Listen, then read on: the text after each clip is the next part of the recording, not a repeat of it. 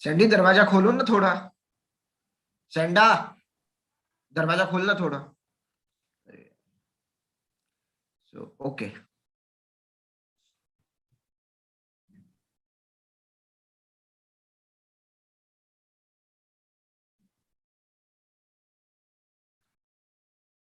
okay. So good morning all.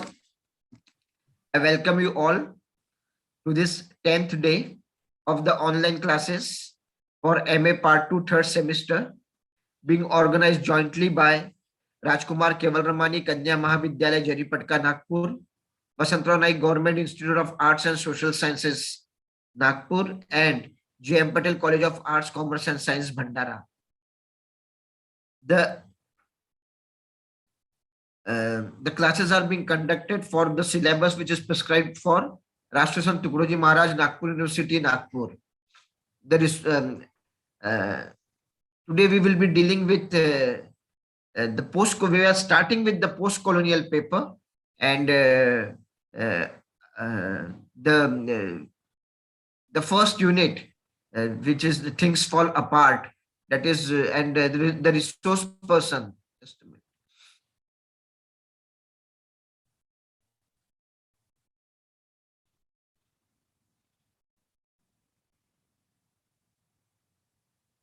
Well, hello. Is there any connectivity problem, Renuka?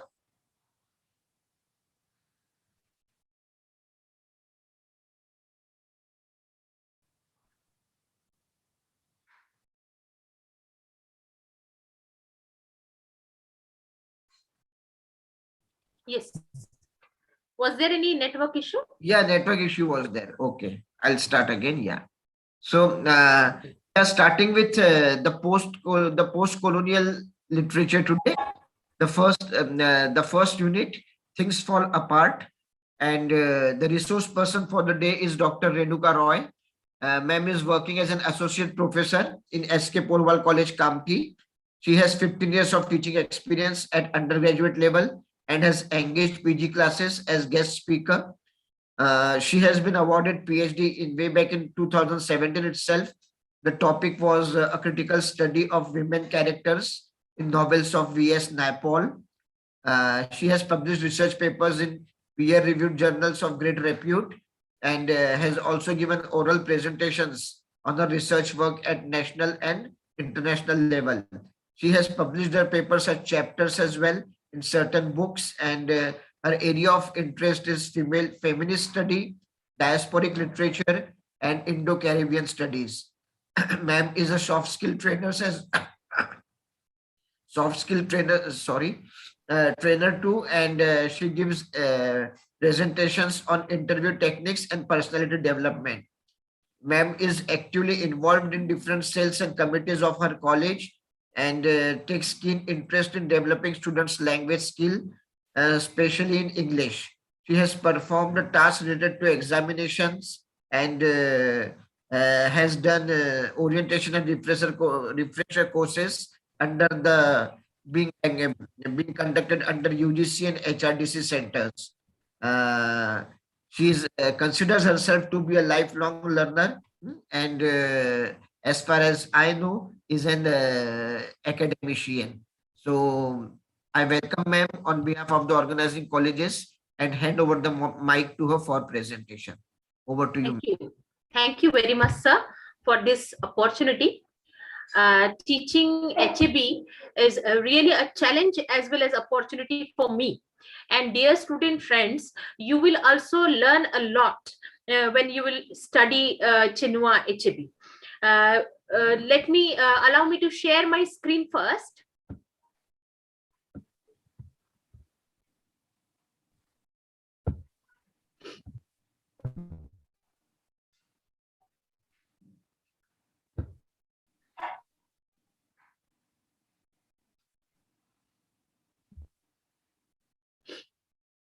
When I talk to many of my friends who are in the field of literature, and they have told me that HAB writes literature of African continent is different from literature that we read in India. And you have to have a different kind of perspective when you deal with Achebe and his writing. I differ with them to a great extent. Achebe is a writer who has seen African continent in pre-colonial period, during the colonial era, and after the post-colonial period. So the problem that Indian continent faced faced by Africa also. So there was colonial influence on a very large extent that could be found, and how Achebe tried to fight against this influence and created their own literature is a wonderful thing to study here. So what are the common elements that will make us look at Achebe's things fall apart very keen and very near to us, that we will see? I'll take you to a kind of comfort zone. We will study about the literature of African continent, which was referred to as the dark continent. So Africa, the continent of Africa, and the people in Africa, they have to face, even they are facing even today in the countries like United Kingdom, and in the places like United Kingdom and in America, even today they are facing racism. So racism is rang bhed.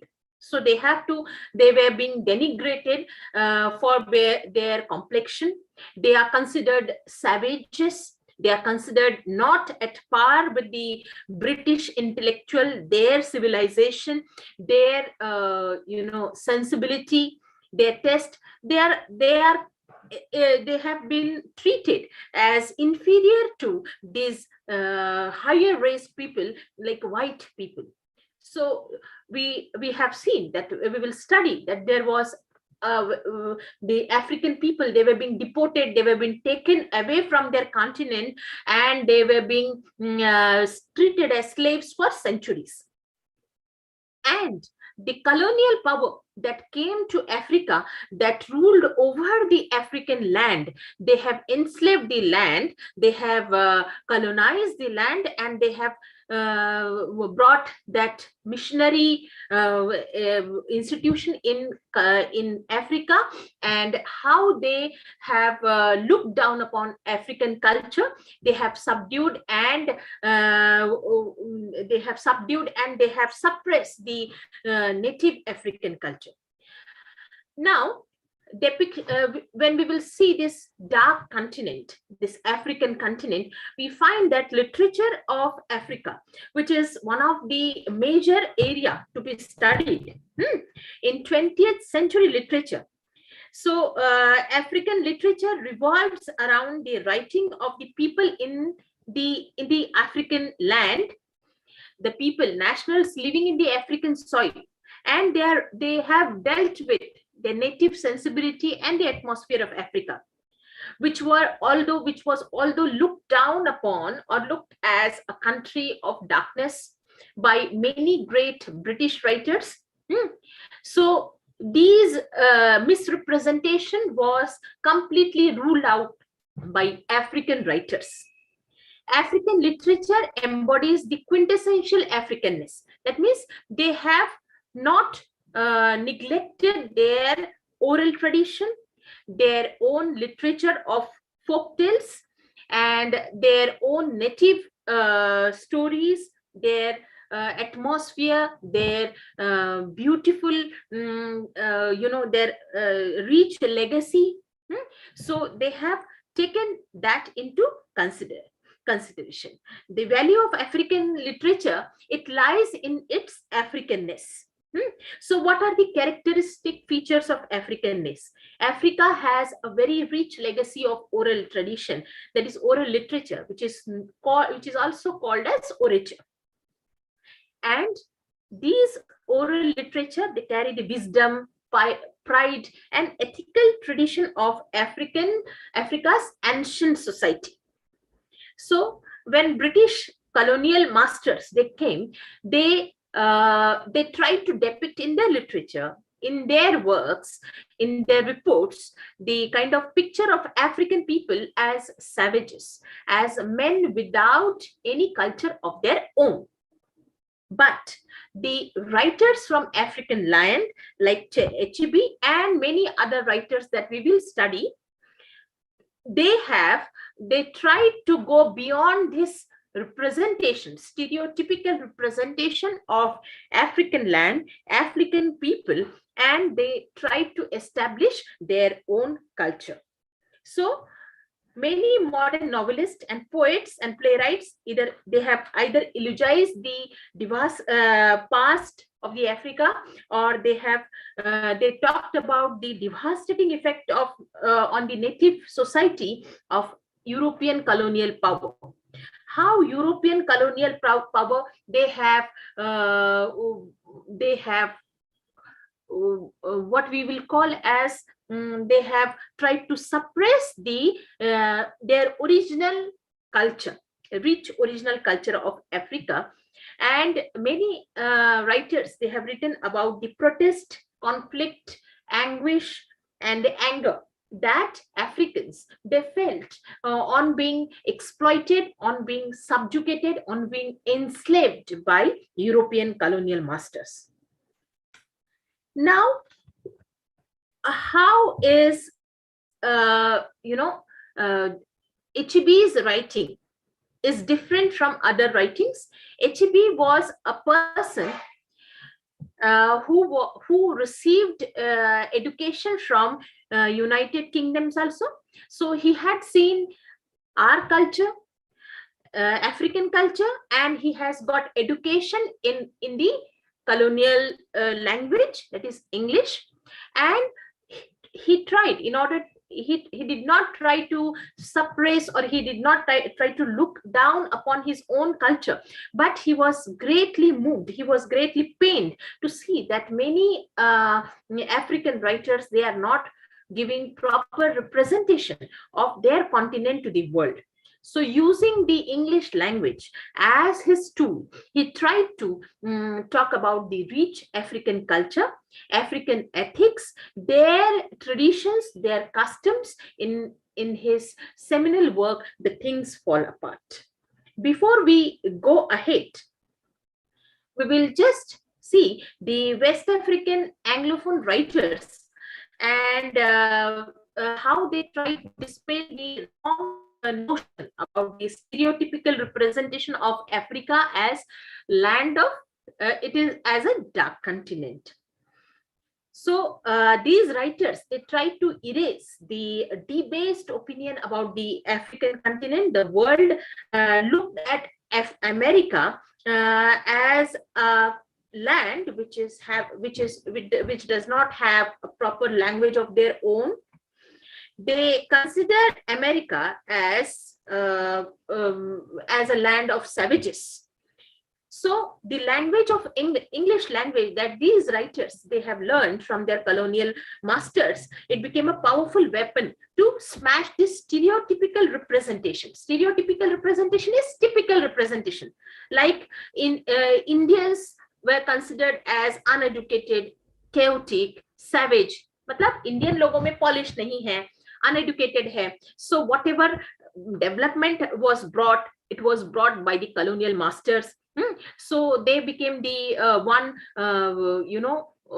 changers, trailblazers of change in India. ऐसा कैसे Indian के बारे में बोला जाता है? And we are being considered as not rational. We are emotional. So this representation is applied even in the case of African people. So the writers of Africa, they use the English language and they tried to smash the stereotypical myth regarding the dark continent. So their creative and critical material that we have right now at this time, it is the testimony of their literature and how rich it is. Like we have studied university wits in English literature. Similarly, there are some good African writers, those who are considered as Africa's university wits. They are Tutuola, Okara, J.P. Clark, Chinua Achebe, and many more. So they have given a wonderful literature to the world. talking about depicting the African life in the pre-colonial and post-colonial period, colonial, pre-colonial, and post-colonial period. Okay, so let us move ahead and discuss in detail about the writer that we are going to study in today's session, that is Chinua Achebe. Chinua Achebe, he was a Nigerian poet, novelist, and a critic. So you see the lifespan of Achebe that I have given in the slide, from 16 November 1930 to 21st March 2013. That means he has seen a period of pre-colonial era and post-colonial period. So Achebe is a person who had seen the transformation of in his men, in the literature, and he has wonderfully written that in his writing. So Achebe is a Nigerian writer, and he is outstanding among the few writers who excel the portraying of African situation of pre-colonial, colonial, and post-colonial period. His novel has a pervading sense of Africanness. He talks about African land, their clan, their tribe spirit, their rituals, and their ethos, their practices, their belief system. So he talks about African continent with lots of pride. He possesses an effortlessness of a storyteller and employs a curiously molding tone, which is at once formal and fiercely passionate. So his writing style is formal as well as passionate. So in his writing style, that we will see in detail how beautifully he employs language, how well he uses the diction, the metaphors, the rich language uses of language are made in order to show that Africa itself has their own legacy of rich language. They use their proverbs, they have their own idioms, they have their own vocabulary, and they are rich in itself, pregnant with lots of meaning and substance. So this we will study in our coming slides. His novels and short stories become a rare phenomena of literary excellence. So his novels and short stories, they are the proof of how excellent this writer was. Achebe enjoyed the advantage of commanding the right background, producing the masterpiece. He has witnessed three major phases that Africa passed through. That is its vanishing glory with the advent of Western civilization, that we will see in the novel that we under the study. So how Western civilization and Christian missionary ushering into the setting of the novel, and how it changed the things, how it affected the lives of the people, protagonist and the people around him. That is wonderfully depicted in this novel that we will see, of harrowing period of colonial rule and the enthusiastic pre-independence times and the post-independence era of disillusionment. So in that post-independence era of disillusionment is a huge topic to talk on. So what are the disillusionment that the colonized countries they face after the colonies were being retrieved back to their own nation? So it is a huge diasporic literature is devoted to discuss this. But the novel understudy that we are going to study today deals with the ushering of colonial power into African clan of Igbo, and how it slowly penetrated into the lives of Africans, and how people in that tribe sometimes encountered and sometimes accepted the encroachment of colonial power. That is very interesting to note. Achebe is considered as father of modern African literature. Achebe has become renowned throughout the world as the father of modern African literature, essayist, professor of English literature at Bard College in New York.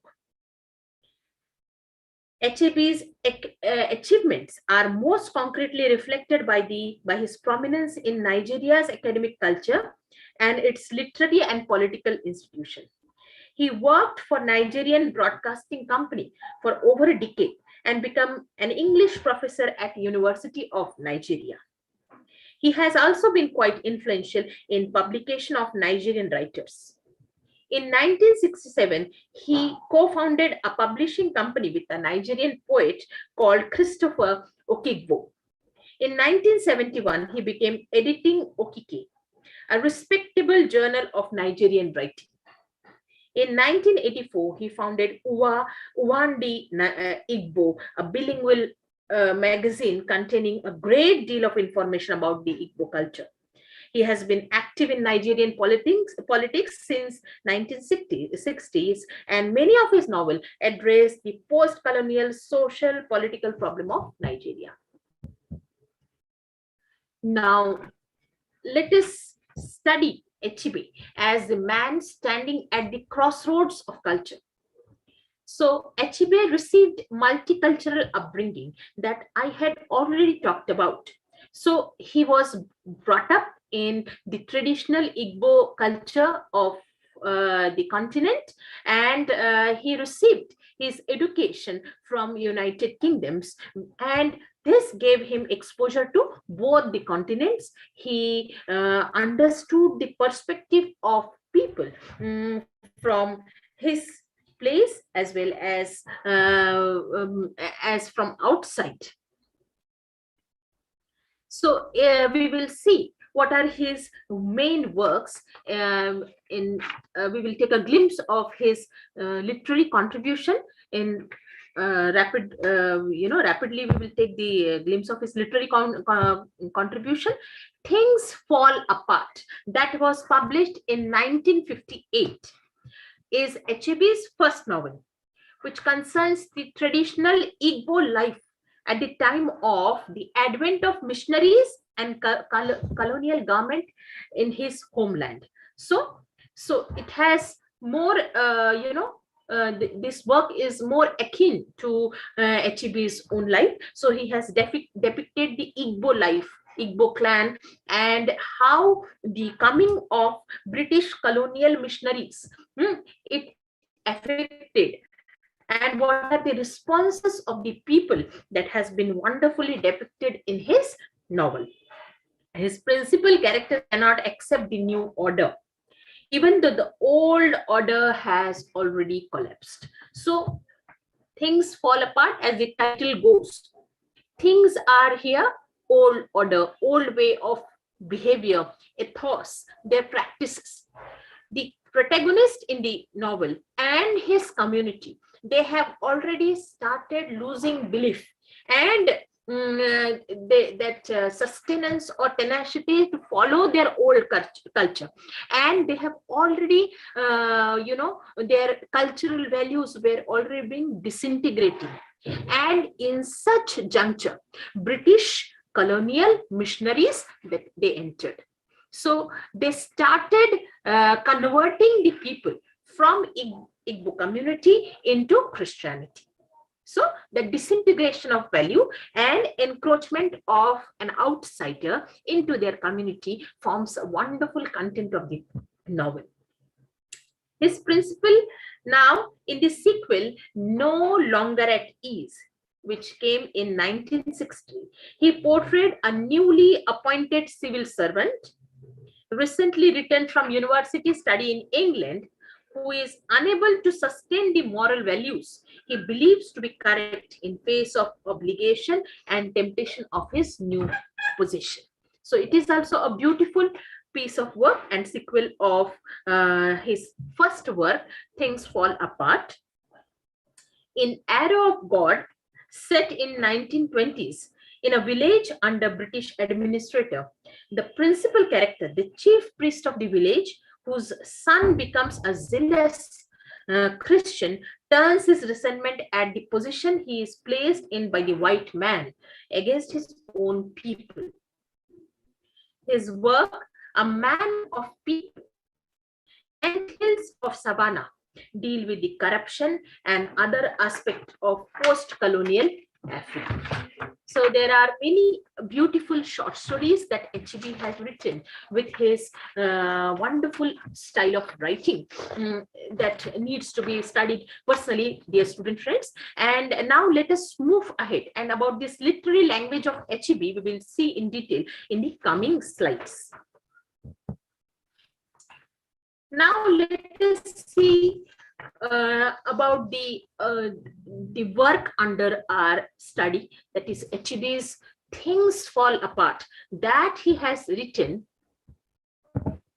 in 1956. It is a seminal work of the writer, resisting African traditional values in the reinstating African traditional value in the backdrop of Eurocentric tendencies. So although there are some writers who have written before Achebe, they have talked against the, they have talked about the lacunas of his society, but Achebe here is strongly showcasing the cultural values, the linguistic richness of his continent in his masterpiece. Breaking the stereotypical representation of African continent by Joseph Conrad's Heart of Darkness and Joyce Carey's Johnson. Now let us have a look at what Conrad has to say. Mostly we find that Achebe's work are studied in contrast with Joseph Conrad's Heart of Darkness. What kind of representation Conrad has done about African continent and how Achebe has tried to combat such representation in his writing. It is very interesting to study. Students of literature need to study such kind of comparative analysis in order to understand how difficult it was for the colonized writers from colonized countries to write the literature of their own. How much they have to fight a kind of depiction, stereotypical depiction, or a kind of misrepresentation till that period of time, so even in India, in the context of Indian literature, there are many writers, those who have written about Indian continent, Indian land, their culture, their ethos, keeping aside the colonial education. So colonial education and their literature, we were being taught right from the childhood, Wordsworth, Coleridge, Keats, and our sensibility are nurtured reading their literature, and we consider it to be a standard. The writers like Achebe and many other writers, they have tried, dared, and succeeded in going beyond this canonical representation. So let us see what Chinua Achebe had to say against the representation of Joseph Conrad about African land in Heart of Darkness. Things Fall Apart and the Heart of Darkness illustrates the various way of representing Africa in the form of literature. Heart of Darkness by Joseph Conrad presents Africa through the perspective of colonization by the European, who depict African continent as savage, undeveloped, uncivilized. Things Fall Apart by Chinua Achebe, on the other hand, tend to respond to Conrad's perception of Africa by portraying native African as focused, cultured, and productive. When we will study in detail the development of this story, you will find that the characters created by Achebe, they are extremely positive. They have lots of masculine quality. They are highly productive. They are focused. They are hardworking. They are industrious. They are brave also. So he has completely demystified, completely, ruled aside the representation made by Joseph Conrad in Heart of Darkness. Through Okonkwo, he is the protagonist.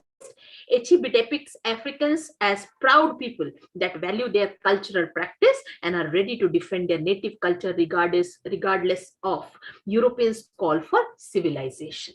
So what European call as being civilized, their missionary zeal, their efforts to Christianize the African people, native African people, was fought by the Okonkwo single-handed. He tried to go against that. This shows the pride in their native culture and native ethos.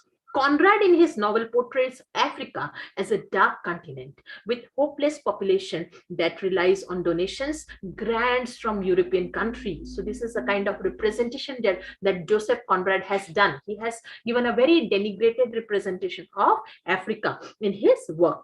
Things fall apart, and Heart of Darkness revolve around the perception of Africa by European powers that colonized Africa. So how Africa is perceived by European writers, European power, people who are in support of European power. While things part apart, attempt to defend Africa's from stereotyping and misjudging their cultural background. Heart of Darkness advances the colonizers' agenda that perceive Africa as a continent that requires support of European to be civilized. The same is the condition with India.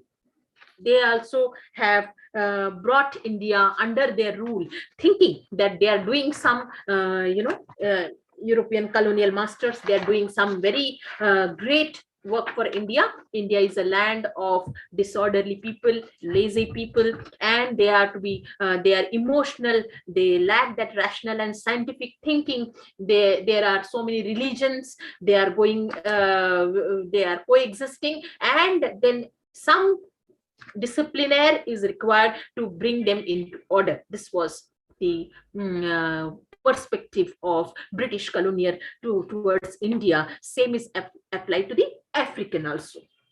Achebe displayed Africa as a continent with deeply rooted cultural practice that define people's lives. So in his work, Things Fall Apart, he has given very vivid and graphic description of the cultural practice in their community.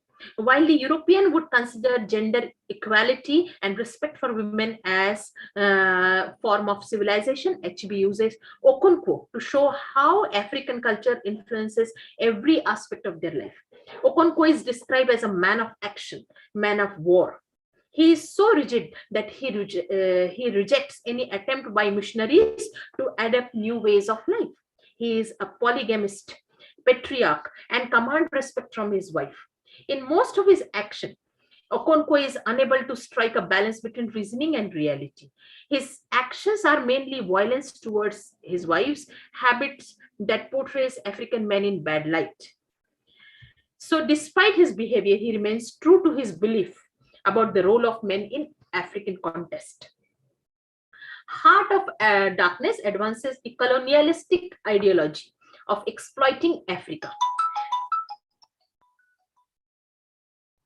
The character in his novel use force, cruel means to make things work their way. While in Congo, Kurds represent the imperialistic whose primary agenda for Africa was to exploit the natural resource by forcing Africa to provide labor freely and at the relative low cost. So this is the difference between Achebe's perspective of looking at Africa and the perspective given by other writers of African continent. Things Fall Apart herald the Nigerian literary movement, and that lay aside the biased and denigrated representation of African life and culture in the earlier literature that we had already discussed. Now let us move ahead with the novel and the central theme of the novel. It talks about the dynamism in that particular clan, and it talks about the contradiction in the society of Okonkwo. Achebe's Things Fall Apart is perhaps the best known African novel of 20th century. The main character is Okonkwo. He is the protagonist whose tragic fall and fatal flaw and his overweening ambition wounds him. So it is a rise and fall of the character named Okonkwo. The entire story moves around this protagonist. His frenzied desire to be anything but what his father was causes him to develop a warped view of his society. So, uh, we will see in the during the development of this story, Okonkwo's father was a person with effeminate personality. He was not a decision maker. He was not that strong as his son was. And the greatest fear in the mind of Okonkwo was not to imbibe the qualities like his father. He wanted to show himself always as the one who is in command, who is a decision maker, and because of this anxiety of proving himself extremely masculine, he starts committing mistakes after mistakes. He enters into chain of events that brings his downfall. So when he returns, he cannot accept seeing his people in the throes of accepting the intruding white, and things fall apart for him. So what is things fall apart for him? So we will see during the discussion over the plot of this novel that how he finds out himself incapable of saving his people from accepting the Christian missionary call of Christian missionary, people for accepting Christianity. He has lots of faith, lots of pride for his own clan, his own culture, and he is completely shattered, and he commits suicide by the end of the novel. So this disintegration of African culture becomes the prime, prime central theme of the entire novel. Now, another is folklore of birds, Za. So what is this folklore? So although there are some contradiction that we will find, that although this protagonist Okonkwo, he considers himself as a custodian of African culture, African ethos, African value system, we find at many places, because of his own fatal flaws, he cannot have integrity with his own culture. He, like this story of folktale, he challenges his own deity, own god. And he has to bear the consequences of the same. Let us now have a look at this folklore that will help you to understand this story.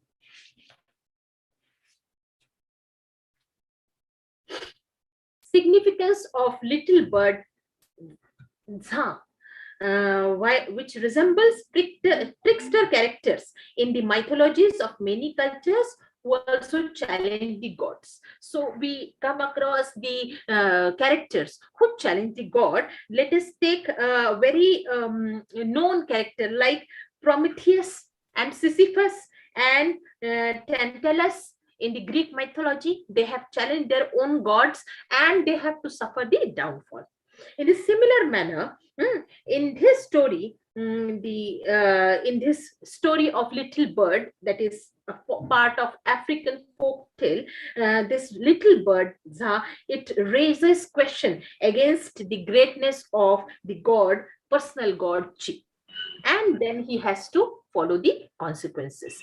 Similarly, in Okonkwo's character, we find that Okonkwo challenges his integrity of his community. He does some of the work that is against the ethos of the community, like killing of his surrogated son, beating his wife during the week of peace, and many more. And then killing of his son of his very good friend during his own funeral.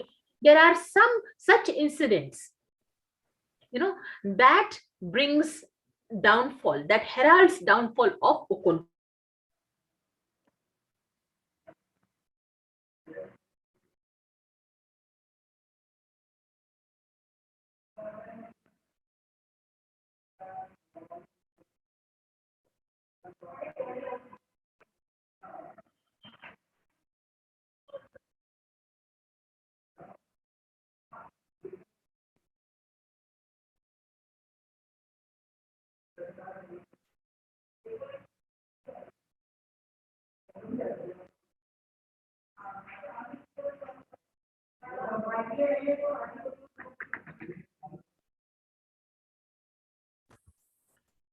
Yes, sorry to have missed.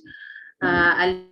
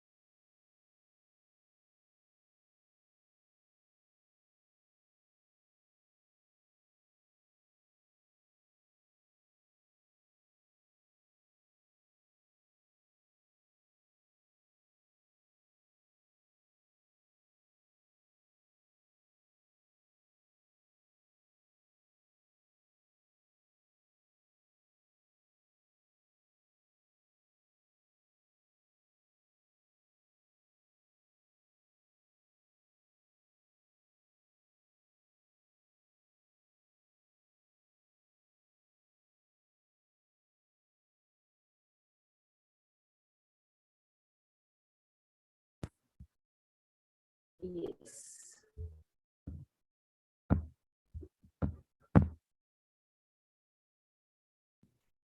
Yes, the protagonist of the novel is Okonkwo. He is an influential clan leader in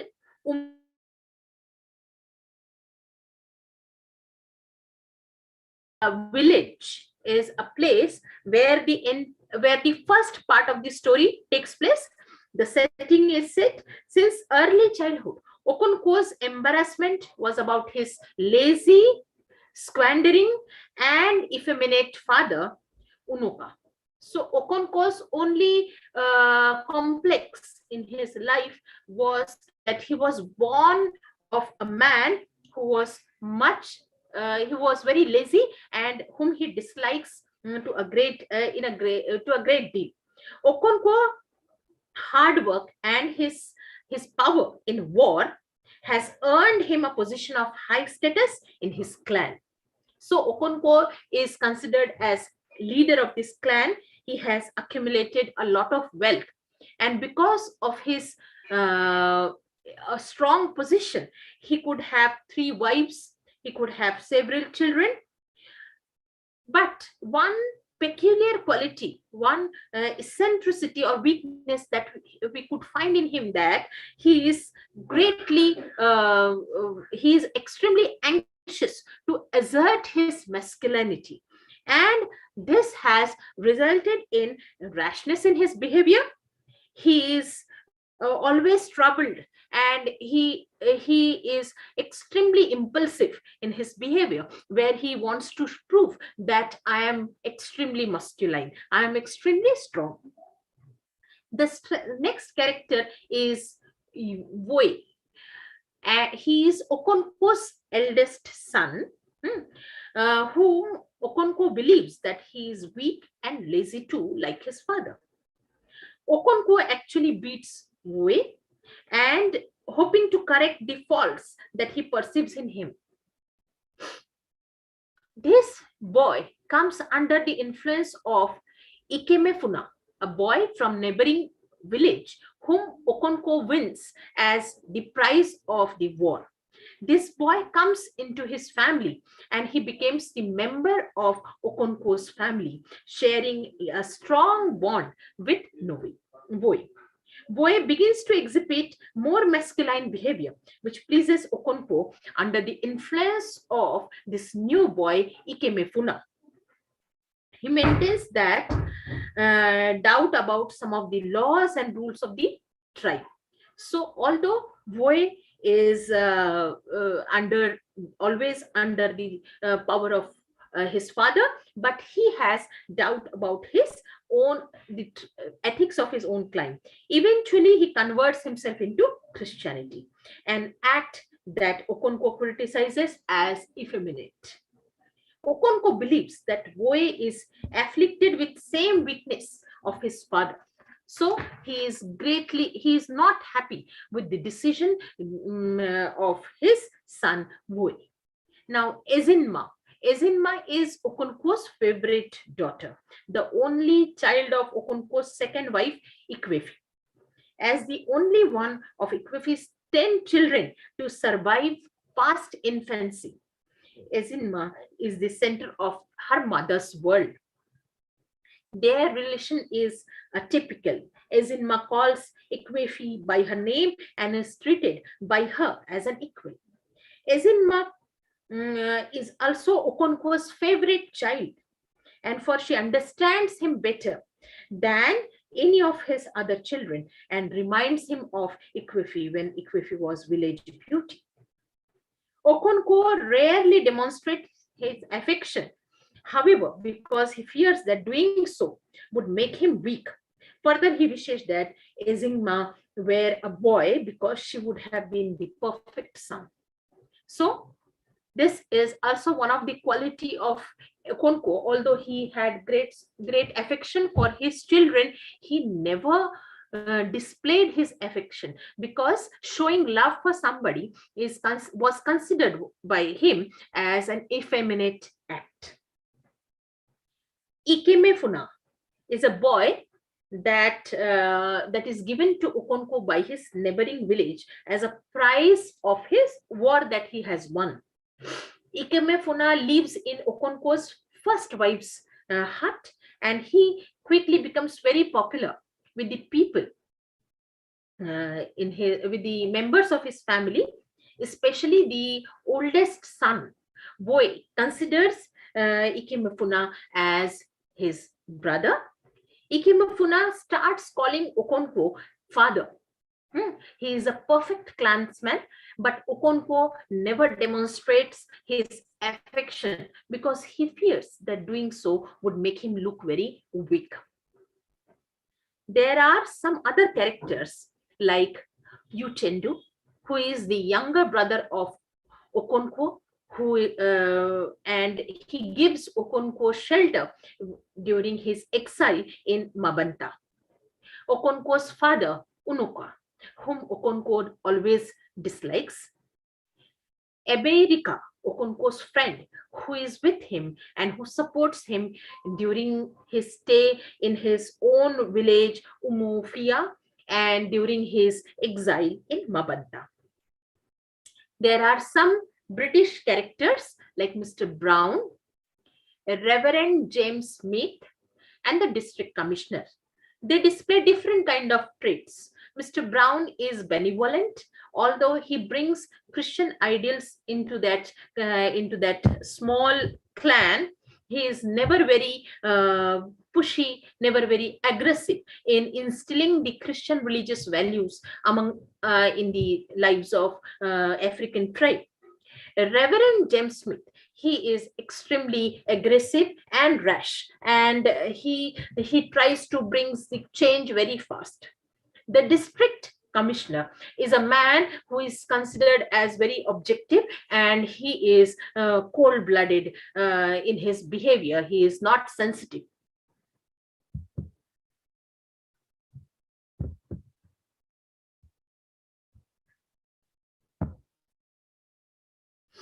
Now, let us look at the development of the story, the rise and fall of the character that is Okonkwo.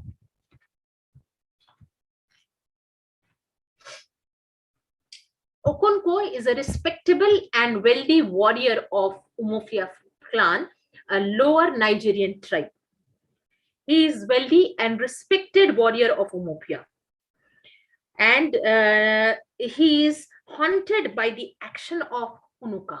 What was the greatest fear of his life was not to be like his father, whom he considered as cowardly and spendthrift.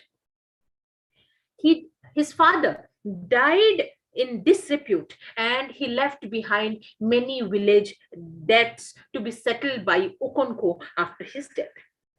In response to such fear, Okonko becomes a warrior, a farmer, an extraordinary family provider. He is very wealthy and he can afford to have 12 children, and many children and three wives. And he, due to his own anxiety not to look very weak, he never displays his real emotions either to his children or to his wives. Arrival of Ikemefuna in Okonko's household. In a settlement with a neighboring tribe, Umofia wins a virgin and a 15 years old boy. His name was Ikemefuna. Okonko takes the charge of this boy and finds him an ideal son. Boy likewise forms a strong attachment and bonding with this newcomer boy, Ikemefuna. Despite his fondness for Ikemefuna, Okonko never displayed, because that showing affection for anyone was considered as a mark of weakness by Okonko himself. During the accuses his youngest wife, Ojiogo, of negligence, and he beats Ojiogo, breaking the peace of the sacred week. So he was expected by the people in his clan, by the religious people in his clan, to maintain peace during that week. But he doesn't listen to them and he beats his wife. He makes some sacrifices to show that he is repenting over his act. But he has shocked his community irreparably. So community, they were very shocked to see the rashness in his behavior. Ikemefuna stays with Okonko's family for 3 years. Voe looked up to him as older brother, and much to Okonko's pleasure, develops a more masculine attitude. One day, the locusts come to Umofia. They will come every year for 7 years before disappearing for another generation. What is locust? Locust is tinda. They destroy the crop. So they are kind of insect that destroy the crop. The village excitedly collects them, and because they are good to eat when cooked. But there was a threat that this locust will destroy the entire crop. Ogbuefi Izendu, a respectable village elder, informs Okonko in the private that Oracle has said that Ikemefuna must be killed in order to save the village from this pest of locust. They have to kill this boy, Ikemefuna. At the same time, he tells Okonko that because Ikemefuna considers him as a father, and he calls him father, Okonko should not take part in the boy's death. Okonko lies to Ikemefuna, that telling him that they must return him to his home village, and Woe bursts into tears. So that event takes like that. So in order to save the village, this elder gentleman, the old wise man, Obuefi Izendu, he tells Okonko that they have to kill this boy Ikemefuna. But Ikemefuna was not informed about the order from Oracle. While walking with Ikemefuna out of the village, he walks with the men of Umofia. Ikemefuna thinks about seeing his mother. After several hours of walking, some of the Okonko's clansmen attack the boy with machetes. Ikemefuna runs to Okonko for help. But Okonko, who doesn't wish to look weak in front of his fellow tribesmen, cut the boy down despite Oracle's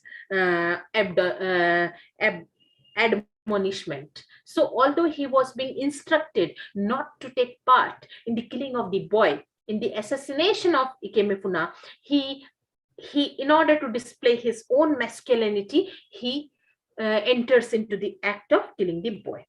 When Okonkwo returns home, Boy deduces that his friend is no more. It is the son of Okonkwo who understands that his friend Ikemefuna is no more.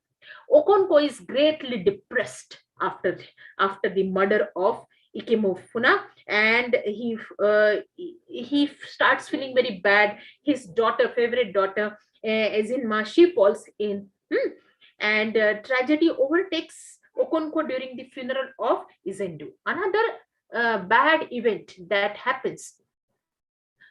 Ogbufi Izendu, the old and wise man of the clan, he dies. And during his funeral, many people from the community, they beat drum, they play musical instrument, and they shoot the guns in order to show reverence to the departed soul.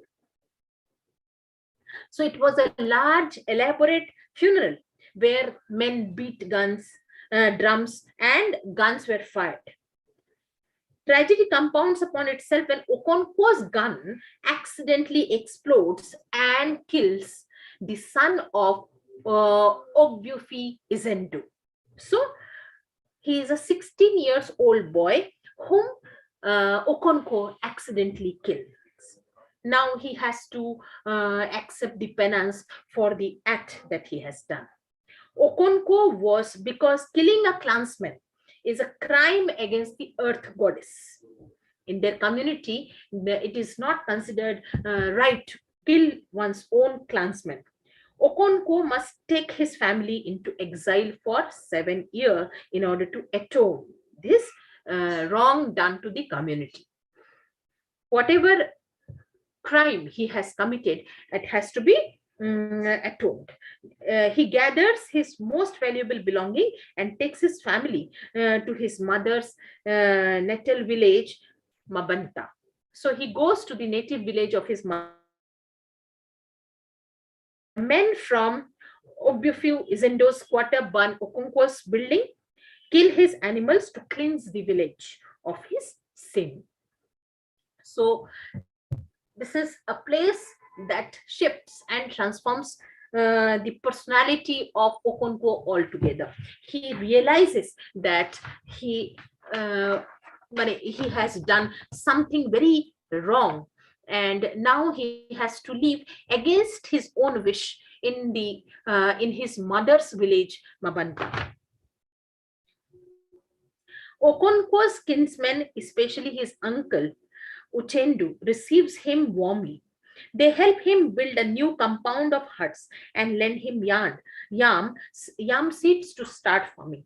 Although he is bitterly disappointed at his misfortune, Okonkwo reconciles himself to life in his motherland. He never liked to leave his fatherland and enter his motherland. That was considered as an act of emasculating act for him also, but he is left with no option than to accept his fate. During the second year of Okonkwo's exile, Eberieka brings several bags of cowries shells, and he has made by selling Okonkwo's yam, and Eberieka plans to continue to do so until Okonkwo returns to the village. And Eberieka also brings a bad news. What was that bad news? He brings the news of arrival of Christian missionaries in Mabanta with their leaders, Mr. Brown. Soon after, six missionaries traveled to Mabanta. And though an interpreter named Mr. Keiga, the missionary leader, Mr. Brown, speaks to the village, he tells them that their gods are false and that worshipping more than one god is idolatrous. But villagers do not understand how the Holy Trinity can be accepted as one god. Although his aim is to convert the residents of Umofia to Christianity, Mr. Brown does not allow his followers to antagonize the clan. So Mr. Brown is more liberal in his approach. He tells people in that village about Christianity and tries to convert them into Christian faith. Mr. Brown grows ill and is soon replaced by Reverend James Smith, who is an intolerant and strict man. The more zealous converts are relieved to be free of Mr. Brown's policy of restraint. One such convert, dares to unmask an Igwe Wu during the annual ceremony to honor the earth deity. So there is a graphic description of annual ceremony of earth deity in Mabanta clan, where the people of the community, they are wearing masks and they are playing the role of different gods. During that festival, this boy, he unmasks one of the player, and thus does the dishonor to that ritual of earth deity. The act equivalent to killing an ancestral spirit. So they consider that ancestral spirits have come to give their message during that festival, and this act of unmasking some player is considered as dishonor to this ritual. The next day, Igbo burn, just compound and Reverend Smith's church to the ground. Next day, this Igbo Wu, he burns that convert, just compound, and he burns the church. The district commissioner is upset by burning of the church and requests that the leader of Umofia meet with him. Once they are gathered, however, the leader were handcuffed and thrown in jail, and where they suffer insults and physical abuse. So Okonkwo was also one of the clansmen and leaders from the community who undergo this great suffering. After the prisoners are released, the clansmen hold a meeting during which 5 court messengers approach and order the clansmen to desist. So during that meeting, some court people, they come and they order them to stop having meeting together against the Christian missionaries. Expecting his fellow clan member to join him in an uprising, Okonkwo kills their leader with the machete. During this, at this point, Okonkwo, without thinking and without considering the support of his own clansmen, he kills one of the messenger from the court. When the crowd allows the other messengers to escape, Okonkwo realizes that his clans is not willing to go to war against Christian missionaries or British colonials, and he prefers honorable suicide to shameful surrender to the white administrator. At this point, Okonkwo takes a rash decision and he commits suicide. When district commissioner arrives at Okonkwo's compound, he finds that Okonkwo has hanged himself. Obrieka and his friend lead the commissioner to the body. Nobody touches Okonkwo's body because it was against the ethos of their clan. Obrieka explained that suicide is a grave sin. Thus, according to custom, no one of Okonkwo's clan may touch his body. So he doesn't receive any proper and honorable funeral after his death. The commissioner, who is writing a book about Africa, believes that the story of Okonkwo's rebellion and death will make for an interesting paragraph or 2. So the story ends on irony. Instead of mourning over the death of such a great warrior, people, they move away from Okonkwo's body, considering him as a sinful person, opting for death through suicide. So his body was deserted by his own clansmen, and the district commissioner, unable to understand the greatness of his act, unable to understand his integrity with his social values and his custom and his efforts to retain his cultural value, he belittles Okonkwo's act of suicide as crushed rebellion of an enthusiastic African clansman, and he decides that he will give the title to his book, The Pacification of the Primitive Tribes of Lower Nigeria. And he decides that he will devote a paragraph or a two to Okonkwo's, to Okonkwo's act of killing himself. So the novel ends pathetically. It is the tragic fall of a man with great spirit, a warrior spirit, and who cannot give direction to his principle, proper direction to his principle, and end up ending his life rashly too.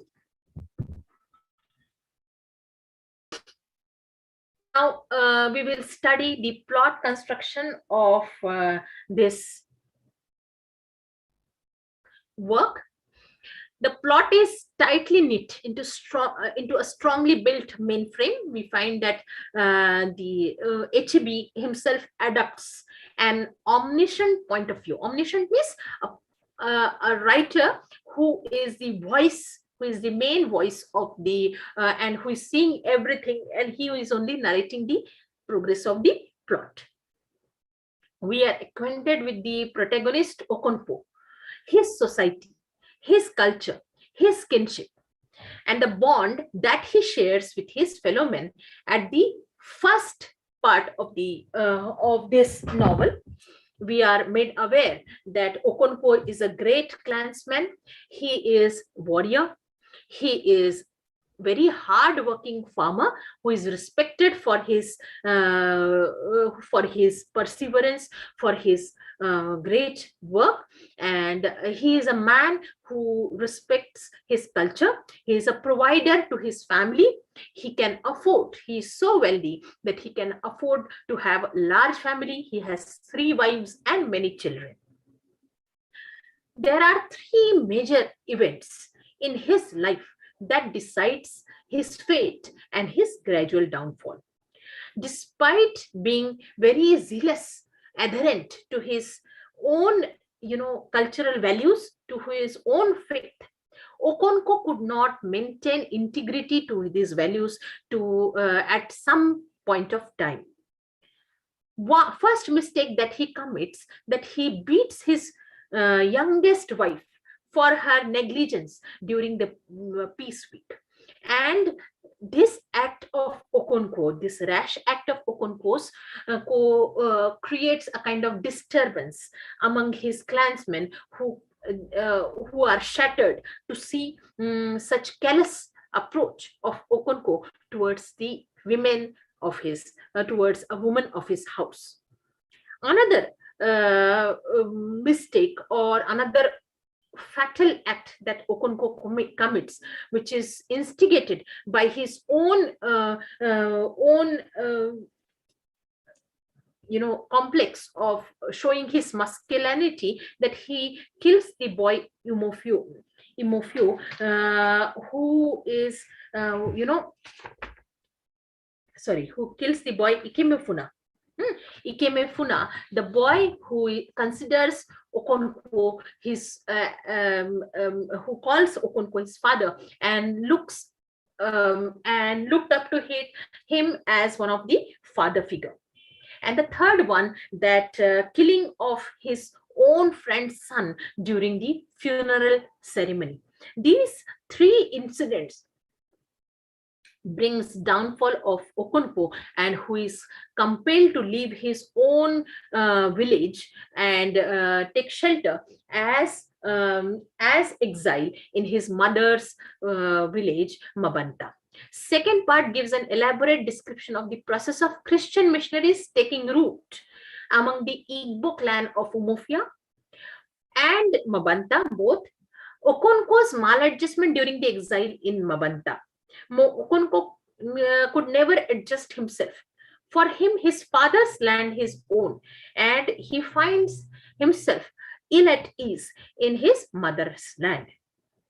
Things starts falling apart in Mabanta as well as in Umofia, where the Christian missionary, missionary institutes, they start converting people who are outcast, who are neglected, who are dissatisfied with Igbo clan and their practices. Third part depicts the anarchy among the people in Igbo society. Christian missionaries attempting to instill their religion and cultural values among the people in the dark continent by every possible means. And the warrior clan of Umufia fails to revolt against the white colonial power. So by the end of the novel, Okonkwo is left alone, and most of the people, they accept the Christian penetration of Christian missionary belief, their interference into the clan's life. Talking about the language that Achebe has used in this wonderful work. Achebe is language. Achebe is considered as a man who stands at the threshold of the different cultures. We have seen that he has nicely adapted, nicely understood the English language, and he has made wonderful use of English language in his work. Although he is a Nigerian author, he is one of those outstanding African writers, those who have written wonderful English, those who have used beautiful English in his work. His novel, Achebe's novel, have a pervading sense of Africanness. And his language also, through his writing also, it tries to contradict the stereotypical European representation of Africans as savages that we had already discussed. People and the language that he uses in his work is very standard English, blend with Pidgin's and Igbo vocabulary, proverbs, images, and speech patterns. So he has used beautiful, proverbs, idioms, and many good use of words have been made, and the folklores and folk, tales, they were being very nicely employed in his entire work from time to time. One of the beautiful thing that I would like to discuss here is Achebe has shown people in Umofia speaking a complex language full of proverbs, literary and rhetorical devices. So Achebe has translated this Igbo language into English, and he has tried to retain the cadence, rhythm, and speech pattern of the language without making them sound, as Conrad calls, as primitive. So there are some incidents when we see that Okonkwo's friend has come to visit. Okonkwo's friend has come to visit Okonkwo, and where they are talking about exchange of yam seeds, and they are using beautiful language, beautiful rhetoric words. They are quoting wonderful proverbs before proceeding with the talk about the business. So this shows that this race is not devoid of any tradition. They have that rich linguistic legacy through their literature. So language of the novel, things fall apart, is, in short, we may call that it is simple, yet it is very dignified. So graphic depiction of Igbo rituals and festivals are made. So we find a scene where Okonkwo visits the cave of that oracle, and we find that religious lady, she gives him the names of the herbs that are to be given to the daughter. We find these festivals of mask where the members of the community, they are they are enjoying the ritual where they celebrate the power of spirits of their community in a very nice and graphic manner. Boy Okonkwo's son, on embracing Christianity, feels extremely relieved, exhilarated, and highly in peace. So he uses poetic language to describe his newly gained feeling of relief.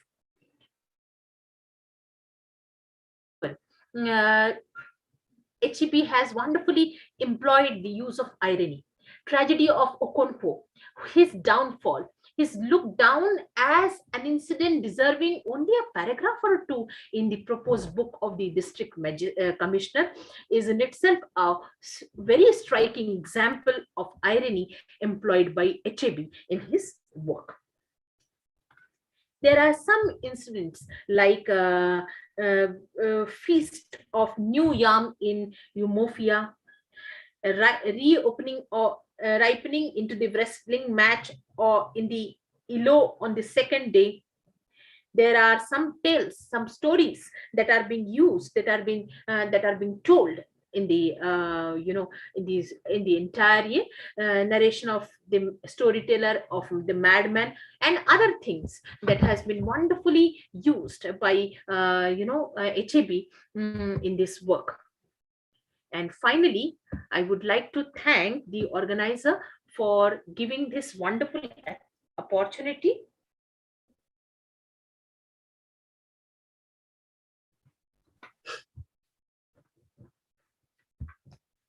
Before we end, yes. Yeah, you want to say something? Yes, before we end, I wanted to discuss a little bit about the narrative structure. Okay, you can. Yeah. Yes. Narrative structure of things fall apart follow a cyclical pattern that chronicles Okonkwo's youth in Umofia, his 7 years exile in Mabanta, and his eventual return to his home. So it moves in a form of cycle. Each of the novels, 3 parts, cover one of these periods of Okonkwo's life.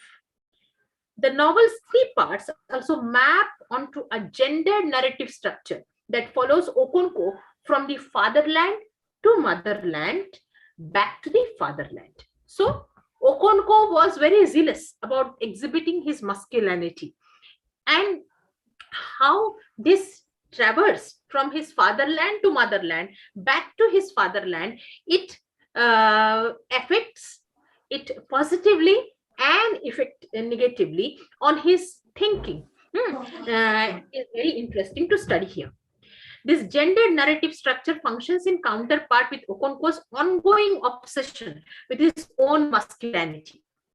Despite every attempt to gain status and become an exemplar of traditional Igbo masculinity, Okonkwo suffers from a feeling of relentless emasculation. He always have a fear of being emasculated. He wants to be everything but not like his father. He doesn't want to look weak. He doesn't want to express his feelings.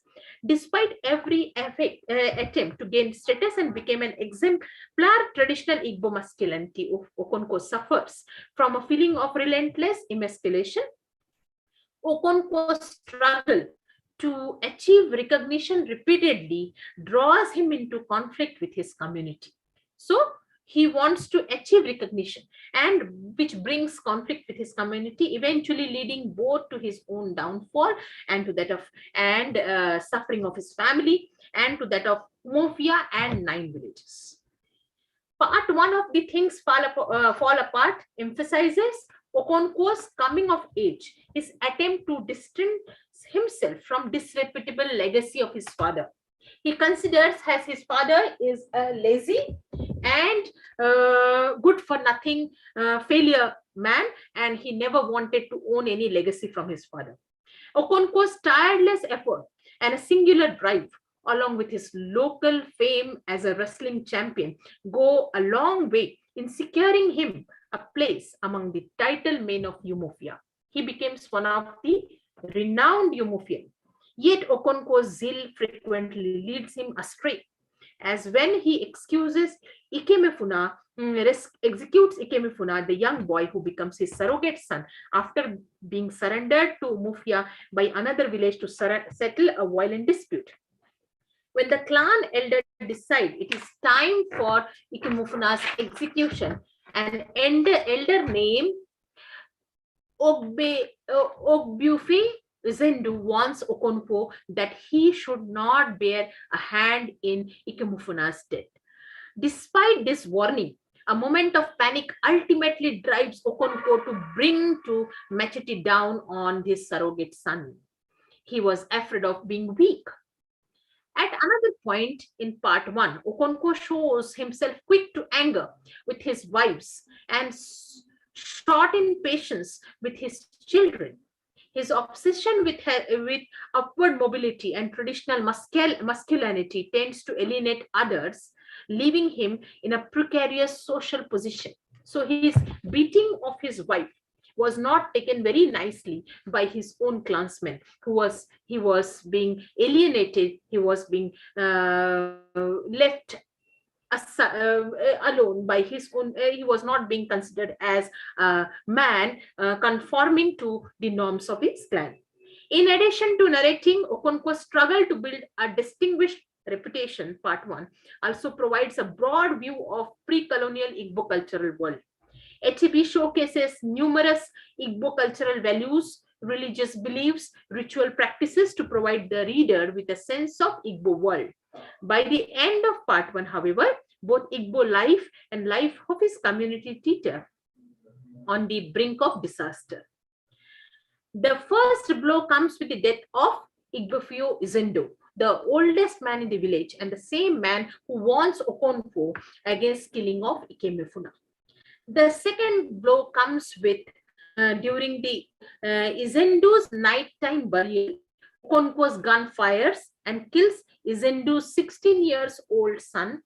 Ominous manslaughter of Izendu's son forces the remaining village elders to burn Okonkwo's hut and kill his livestock and send him and his family into exile for 7 years. Exiled for committing a feminine accidental crime, Okonkwo retreats from his fatherland to the land of his mother's kin. A retreat that Okonkwo finds deeply emasculating. This personal sense of emasculation parallels larger cultural and historical changes as white Christian missionaries begin to infiltrate the lower Nigerian region, including both Umofia, Okonkwo's site of exile, Mabanta. The personal and historical sense of emasculation come to a head when an old friend from Umofia visits Okonkwo in Mabanta to inform him that his eldest son, Boy, has abandoned traditional Igbo beliefs and joined Christian faith. Realizing that this event constitutes a major rupture in the patrilineal line, Okonkwo disowns Boy. By the time Okonkwo and his family leave Mabanta, the growing presence of foreigners in Umofia has already created deep internal division. In addition to missionary who arrived in his absence, government officials also begin to filter in, instilling a foreign rule of law. Changes in Umofia compromises Okonkwo's homecoming, which he hoped would represent a new start. Finding himself once again in a passive and emasculated position, Okonkwo grows increasingly furious with his fellow Umofian who refuses to take violent action against the missionaries and force them out. Whereas others praise the British for providing increased access to resources along with medicine and education, Okonkwo sees British as a cancer whose presence will eventually kill Umofia and the 9 villages. Following another emasculating incident where colonial officers throw Okonkwo and others in jail and set a steep bail, Okonkwo takes an uncompromising position in favor of tradition. His final act of violence, murder, and suicide cement the novel's tragedy. This tragedy is once again deeply gendered. The law of mafia and intentional killing constitutes a masculine act, although the Igbo tradition does not explicitly code suicide as feminine crime. Killing himself is an unspeakable act that strips Okonkwo of all the honor. He is not given his respectable funeral. Thus, his suicide brings a final instance of emasculation, as he will be denied the honor of proper funeral. So, this is how the story starts. It comes at the very peak and it ends in the tragic fall of Okonkwo. So I hope that I tried to cover most of the points, although the students, they need to study it in deeply and read the original novel in order to understand the idea behind this wonderful work, Things Fall Apart. I thank the organizer for the opportunity that I received. I thank all being the here. Yeah. Yeah. Thank you, Renuka ma'am, for being here. And ma'am started with post-colonial literature. It's a vast term. It covers a vast area, and she started with African literature, and then introduced us to the author, gave us background of the author, and about Things Fall Apart. Introduced us to the important characters of the novel, and then it was critically analyzed through slides like the rise and fall of the hero, and the central idea of the novel that were there, and other than that, the technicalities like language and style and the narrative art that we find here. Everything has been covered by ma'am in her 1.5 hour lecture. So on behalf of the organizers, I thank ma'am for sparing this morning hours for us, and declare that the session for the morning session for the day is over. We'll be meeting in the evening again at 5 o'clock. Thank you, ma'am. Thank you, sir. Thank you very much.